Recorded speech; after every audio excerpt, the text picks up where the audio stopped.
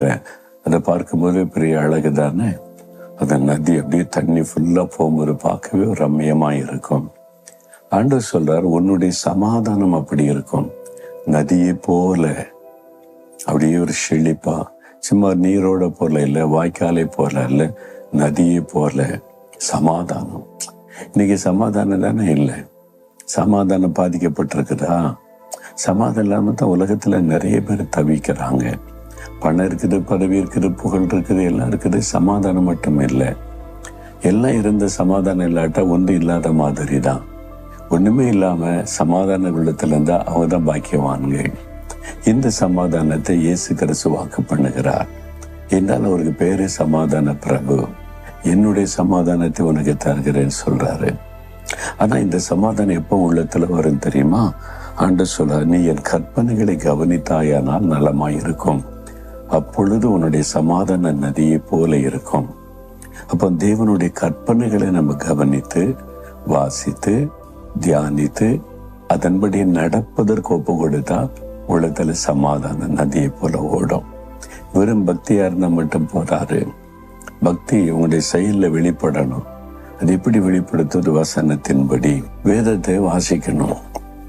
தினமும் இந்த வேதத்தை வாசித்து அந்த கற்பனைகள் ஆண்டவர் என்ன சொல்லியிருக்கிறார் நீ கவனித்து, ஆண்டவரே நான் கீழ்ப்படிந்து நடக்க ஒப்பு கொடுக்கிறேன், கீழ்ப்படியே எனக்கு உதவி செய்யணும்னு ஜெபிச்சா ஆண்டவர் கிருபை தருவார். ஏன் தெரியுமா? சில சொல்லுவாங்க, பைபிள்ல இருக்கிறபடியெல்லாம் வாழ்ந்துட முடியாதுங்க அப்படி சொல்ற கிறிஸ்தவங்களை பார்த்துருக்கீங்களா? பைபிள்ல உள்ள எல்லாம் இல்லை. ஆண்டவர் நாம் வாழ்வதற்கு என்ன கட்டளை கொடுத்திருக்கிறாரோ அதுக்கு நம்ம கீழ்ப்படிந்தா போதும். அப்ப ஆண்டவர் நம்மகிட்ட ஒரு காரியத்தை கட்டளையா கொடுத்தா முடியாததை செய்ய சொல்லுவாரா?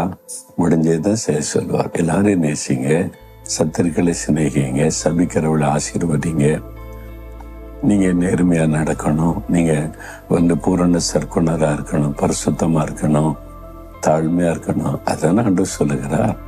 அப்ப நமக்கு முன்பாக இயேசு வாழ்ந்து காண்பித்தார்ல, நான் உனக்கு உதவி செய்யறேன் அப்படின்னு சொல்றாருல. அப்ப நம்ம என்ன சொன்னோம்? வசனத்தின்படி வாழ எனக்கு கிருபை தாங்க, உடைய வசனத்துக்கு நான் கீழ்ப்படிந்த நடப்பேன் ஒப்பு கொடுத்து பாருங்க. உள்ளத்துல சமாதானம் நிரம்பி வழி அப்படியே நதியை போல விட ஆரம்பிக்கும். அதுதான் அவருடைய ரகசியம். இப்ப சொல்றீங்களா? அப்படி இதயத்துல கை வைத்து, இயேசுவே உம்முடைய கற்பனைகளின்படி நடக்க என்னை ஒப்பு கொடுக்கிறேன், உம்முடைய வசனத்திற்கு கட்டளைக்கு கீழ்ப்படிந்து வாழ்வதற்கு என்னை அர்ப்பணிக்கிறேன், எனக்கு சமாதானத்தை வாக்கு பண்ணி இருக்கிறீர், நதியை போல என் உள்ளத்திலிருந்து அது பாய்ந்து வர என்னை அர்ப்பணித்துக் கொள்ளுகிறேன். இயேசுவின் நாமத்தில் ஆமேன், ஆமேன்.